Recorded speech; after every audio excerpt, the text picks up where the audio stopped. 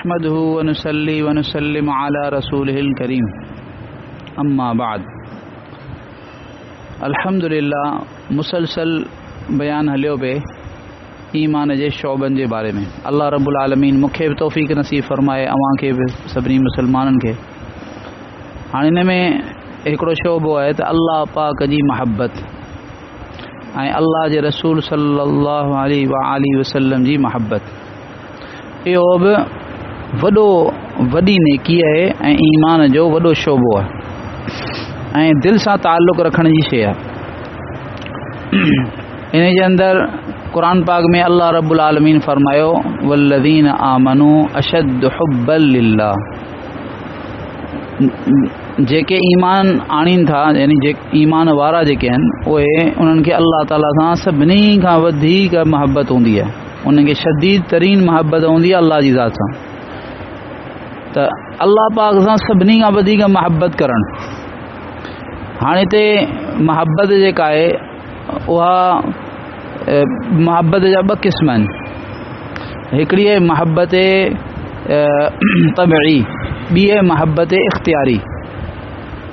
महबत तबई माना दिलि जो मैलान।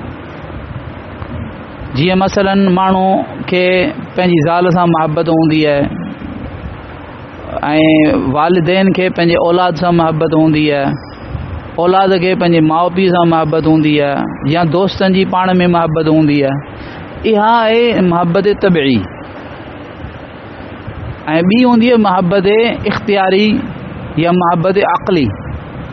महबत अक़ली इन खे चइबो आहे त तबई मैलान भले ओॾां वधीक न हुजे, पर अक़ुल सां इंसान सोचे इहो सम्झंदो त भई हिन मां मूंखे केॾा वॾा फ़ाइदा आहिनि, हिन मां मूंखे केॾा वॾा फ़ाइदा आहिनि, ऐं हिन सां महबत रखण में मुंहिंजे लाइ ज़रूरी आहे हिन सां महबत रखणु।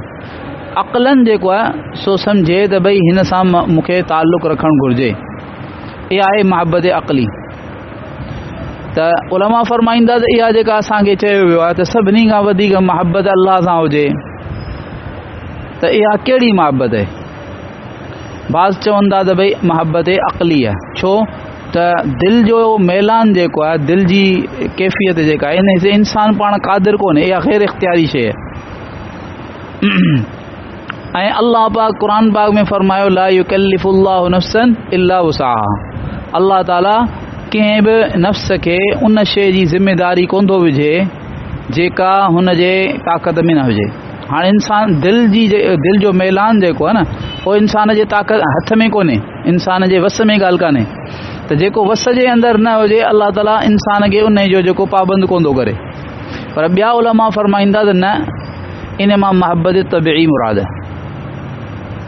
पोइ सवाल पैदा थींदो त महबत तबई जेका आहे उहा त ग़ैर इख्तियारी आहे, ऐं अल्लाह ताला ग़ैर इख्तियारी शइ जो जेको आहे सो यानी पाबंद कोन थो करे बंदे खे। इन जो हू जवाबु था ॾियनि त हा, महबत जेका आहे तबई उहा ग़ैर इख्तियारी त आहे, पर इन जा जेके असबाब आहिनि उहे ग़ैर इख्तियारी कोन्हनि। इन करे असबाब खे ॾिसी करे जेको आहे सो चइबो त इहा बि ग़ैर इख्तियारी कान्हे। मसलन छा आहे? असबाब या त अल्लाह रब्बुल आलमीन जूं नेमतूं सोचजनि, अल्लाह रब्बुल आलमीन जा एहसानात सोचजनि, अल्लाह ताला जी अज़मत सोचजे, अल्लाह रब्बुल आलमीन जी किबरियाई सोचजे। त इहे शयूं जेॾी महिल इंसान सोचींदो, अल्लाह जूं नेमतूं, अल्लाह जी वॾाई, अल्लाह रब्बुल आलमीन जो इंसान केतिरो जेको आहे सो मोहताज आहे, ऐं हूअ असांजो ख़ालिक़ आहे, मालिक आहे, राज़िक़ आहे। हर वक़्तु असां हुन जा मोहताज आहियूं। हर लम्हे में असां ॾिसण में हुन जी महिरबानीअ जा मोहताज आहियूं, असां ॿुधण में हुन जी महिरबानीअ जा मोहताज आहियूं, असां खाइण में, पीअण में, हर शइ में, हर ख़ुशीअ में, हर ज़रूरत में हिते बि मोहताज आहियूं। ऐं कंहिं वक़्त ते न माज़ीअ में, न हाल में, न मुस्तक़बिल में असां हुन जी रहमत खां जेको आहे सो मुस्तग़नी कोन था थी सघूं। हिते मोहताज आहियूं, मरण खां पोइ अञा वधीक मोहताज थींदासीं, ऐं क़यामत जॾहिं अञा वधीक मोहताज थींदासीं। जेकॾहिं माउ बि असांखे वेझो कान ईंदी, माउ औलाद खां भॼंदी, ऐं जेतिरा बि रिश्ता आहिनि, रिश्तेदारियूं आहिनि, ॼण त ख़तमु थी वेंदियूं। यानी हूंदियूं त सही, पर हुन में फ़ाइदो कोन थींदो। ॿुधाए क़यामत जे मैदान में हिकिड़ो वक़्तु, हिकिड़ो मंज़र अहिड़ो ईंदो त इंसान सोचे त उहा ज़ात जंहिंजा मुंहिंजे मथां हेॾा अहसान आहिनि ऐं एॾो उनजो मोहताज आहियां, उन सां मूंखे छा करणु घुरिजे, मुहबत करणु घुरिजे। त पोइ जेॾी महिल इहो सोचींदो त पोइ छा थींदो, अल्लाह जी मुहबत ख़ुदि ब ख़ुदि पैदा थींदी। ऐं इहो बि सोचे इंसान त उन अल्लाह खे मूं जहिड़े सां मुहबत आहे। हू अल्लाह केॾो वॾो शान वारो आहे, हर ऐब खां पाक आहे, हर ख़ूबीअ सां मुतसिफ़ आहे। ऐं आऊं छा आहियां, छा मां अल्लाह मूंखे पैदा कयो गंदे कतरे मां। हींअर मुंहिंजे अंदर में छा आहे, गंद ई गंद आहे, रत आहे, उहो बि नापाक आहे। अंदरि जेके बि शयूं अंदरि में मुंहिंजे मौजूदु आहिनि, इहे जेको चमड़ी चढ़ी पई आहे मथां, या जेकर चमड़ी न हुजे, इहो पर्दो न हुजे त को मूंखे ॾिसी बि न सघे, एतिरो अंदरि गंद आहे। ऐं ॿिए जे मथां इहा चमड़ी लही वञे त आऊं बि हुनखे न ॾिसी सघां, ऐं उल्टी अची वञे, घिन अची वञे, अहिड़ो त आऊं ज़ाहिरी एतबार सां कंदो आहियां। ऐं बातिनी एतबार सां ॾिसो त केतिरा इंसान गुनाह थो करे, गुनाहनि जे तरफ़ हुनजी तबियत माइल थी थिए। त मानवी एतबार सां बि इंसान केतिरो गंदो आहे। जेकॾहिं हुनखे आज़ादु छॾे ॾियो त हुनजी तबियत गुनाह जे तरफ़ ई वेंदी। त पर हेॾी वॾी पाक ज़ात, हेॾी वॾी अज़ीम ज़ात, उहा मुंहिंजे हेड़े किरदार, मुंहिंजे उनजे बावजूदु उहो मूंसां मुहबत करे थो, मूं जहिड़े सां। ऐं हेॾी वॾी हस्ती, हिकिड़ी ॻाल्हि यादि आई, हज़रत मखदूम नूर रहमतुल्लाह अलैह जो जे किताबनि में ऐं उनजो जेके मलफूज़ात वग़ैरह आहिनि, उनमें हिकिड़ो किस्सो लिखियलु आहे।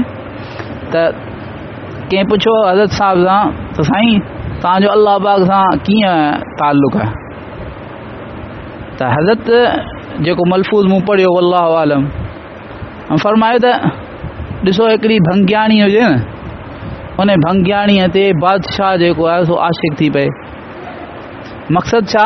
मक़सदु मुंहिंजो त हाल कुझु कोन्हे, हीउ मुंहिंजो कमाल कोन्हे जेका अल्लाह मूंखे विलायत नसीब कई आहे, हीउ जेको कुझु मूंखे अल्लाह ताला वॾो दर्जो नसीब कयो आहे, ऐं पंहिंजो कमाल कोन थो चाहियां कि चवां, दावा कोन थो करियां। पर रब पाक जेको बादशाहनि जो बादशाह आहे, उन मूंसां मुहबत कई आहे। ऐं पाण जेको तो हैरान आहियां त कहिड़ी ॻाल्हि ते हेॾी ज़ात पाक मूंसां मुहबत करे थी। इहा तवाज़ो आहे, अल्लाह पाक उन्हनि खे वॾो कुझु न वादियो। पर इंसान त वरी बि इंसान आहे न। त अल्लाह रब्बुल आलमीन जेको आहे सो नेमतूं ऐं ख़ासि तौर ते इहा शइ जेॾी महिल इंसान सोचींदो त रब पाक खे, मालिक खे, ख़ालिक खे, राज़िक खे, अहिड़ी ज़ात खे, अहिड़ी आली शान ज़ात खे मूं जहिड़े सां मुहबत आहे, तॾहिं त मूंखे अल्लाह ताला ईमान नसीब कयो आहे। तॾहिं त अल्लाह ताला मूंखे जेको आमाल जी तौफ़ीक़ अता फ़रमाए पियो। तॾहिं त अल्लाह ताला मूंखे जेको आहे सो केतिरियूं नेमतूं अता फ़रमाए पियो, मुंहिंजा ढक ढके पियो, मुंहिंजा ऐब ढके पियो। ख़बर न आहे केतिरियूं नेमतूं अल्लाह पाक कयूं आहिनि।